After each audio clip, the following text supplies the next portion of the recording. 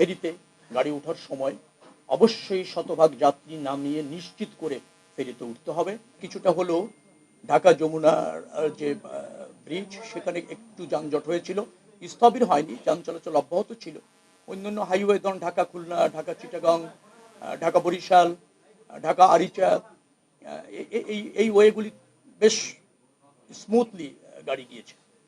But একটু চাপ সৃষ্টি হয়েছিল শফিপুর, তারপর হচ্ছে আপনার গাজীপুর, চন্দ্রা, এই অঞ্চলটাতে। সেখানে আরো বেশি কিভাবে স্মুথলি ফাংশন করানো যায় সে ব্যাপারে কিছু পদক্ষেপ পুলিশ, বিআরটিএ, বাস মালিক সমিতি, বাসের আপনার যেটাকে বলা হয় পরিবহনের শ্রমিক সমিতি যারা আছে তারা আরো বেশি সহযোগিতা করবে এবং আরো বেশি কিছু পদক্ষেপ আমরা নিতে চলেছি। সে ব্যাপারে আমরা একমত হয়েছি, আশা করি সেগুলি দ্রুততম সময়ের মধ্যে কার্যকর হবে।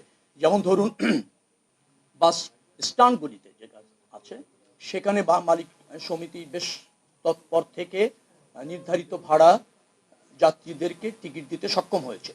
কিন্তু যত্রতত্র পথে যেগুলি আছেন অস্থায়ীভাবে আছেন সেখানে কোনো কোনো জায়গায় অনেক সময় নিয়ন্ত্রণ করা যায়নি। অভিযোগ আসলে তাৎক্ষণিকভাবে মোবাইল কোর্ট জরিমানা করেছে, ব্যবস্থা নিয়েছে। যেখানে অভিযোগ পাওয়া গিয়েছে তাৎক্ষণিক ব্যবস্থা নেওয়া গিয়েছে এবং নেওয়া হয়েছে। তারপরও কিছু কিছু জায়গায় বিচ্যুতি ছিল। তো যার ফলে আগামীতে অল্প সময়ের মধ্যে যত্রতত্র হাইওয়ের পাশে টিকিট কাউন্টার এটা থাকবে না, এটা বাস স্ট্যান্ডে নিয়ে আসতে হবে, অথবা গন্তব্য যেখানে বাস গিয়ে থামবে সেখানেই থাকবে, যত্রতত্র হাইওয়েতে থাকবে না। সেটা একটা নীতিগত সিদ্ধান্ত ইতিমধ্যে আমরা নিয়েছি। আমরা ফেরিতে গাড়ি ওঠার সময় অবশ্যই শতভাগ যাত্রী নামিয়ে নিশ্চিত করে ফেরিতে উঠতে হবে। ওখানে একটা ব্যারিয়ারের কথা বলা হয়েছে, ব্যারিয়ার থাকবে, যদিও ওটা একটু কৌশলগতভাবে সমস্যা আছে, তো তারপরও আমরা ব্যারিয়ার থাকবে এবং বিআরটিএ এবং ধরেন মালিক সমিতি তারা নিশ্চিত করছে যে যাত্রী সম্পূর্ণ নামিয়ে গাড়ি ফেরিতে উঠতে হবে। এরকম বেশ কিছু সিদ্ধান্ত নিয়েছি, কার্যকর হবে।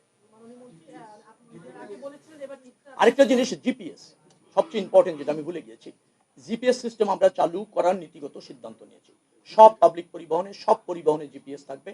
তাহলে দেখবেন যে নিয়ন্ত্রণ আরো বেশি সম্ভব হবে, স্পিড নিয়ন্ত্রণ করা যাবে, গাড়ির অবস্থান নিয়ন্ত্রণ করা যাবে, কে ট্রাফিক রুল মানছে না নিয়ন্ত্রণ করা যাবে, কে মাঝপথ থেকে ঘুরিয়ে যাত্রী নিয়ে চলে যাচ্ছে মানে টিকিট ছাড়াই ইসের মধ্যে আর কি, যাত্রীদেরকে তুলে তারও ইচ্ছা মতো ভাড়া নিয়ে চলে যাচ্ছে গন্তব্যে, সেগুলো নিয়ন্ত্রণ করা সম্ভব হবে।